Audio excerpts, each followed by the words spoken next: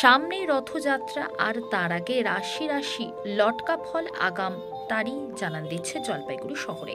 রথযাত্রার এই দিনটিকে জগন্নাথের জন্মতিথি বলে মনে করা হয়। পুরীতে স্নান যাত্রা উপলক্ষে জগন্নাথ, বলরাম ও সুভদ্রাকে কলসি কলসি জল ঢেলে স্নান করানো হয়। এরপর পাশাপাশি জলপাইগুড়ির গৌরীয় মঠ থেকে শুরু করে শহরের বিভিন্ন মন্দির ও গৃহস্থের বাড়িতেও এই রথযাত্রা উৎসব পালিত হয়ে থাকে। এবছর 7ই জুলাই রথযাত্রা, উল্টো রথ 15ই জুলাই। তার আগে জলপাইগুড়ির গৌরীয় মঠে সেজে উঠেছে জগন্নাথ দেবের রথ। এই দৃশ্য চাক্ষুষ করতে জলপাইগুড়ি শহরের মন্দির ও রাজপথে ভিড় করেন বহু ভক্ত। কারণ মনে করা হয় জগন্নাথ দেবের রথ টানা ও দর্শন করা হলে সব পাপ থেকে মুক্তি পাওয়া যায়। প্রতি বছর আষাঢ় মাসের শুক্লপক্ষ তিথিতে পালিত হয় রথযাত্রা।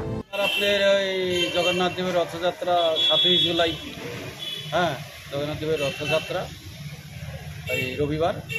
আর 15ই জুলাই জগন্নাথ দেবের উল্টা রথ হয়, লাখো লাখো লোক হয়, এটা খুব আনন্দ হয়।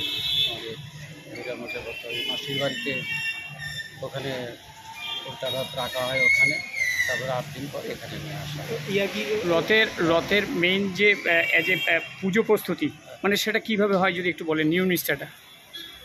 এখান থেকে রথটা যায় 4টার সময় বিকেল, হ্যাঁ, বিকেল 4টার সময় আপনি রথ চলে যায় সেই আপনার এই, হ্যাঁ, সারা জলপাইগুড়ি পরিক্রমা করে যোগমা কালী ওখানে থাকে। বলছি পুজোর নিয়ম নিষ্ঠাটা যদি বলেন।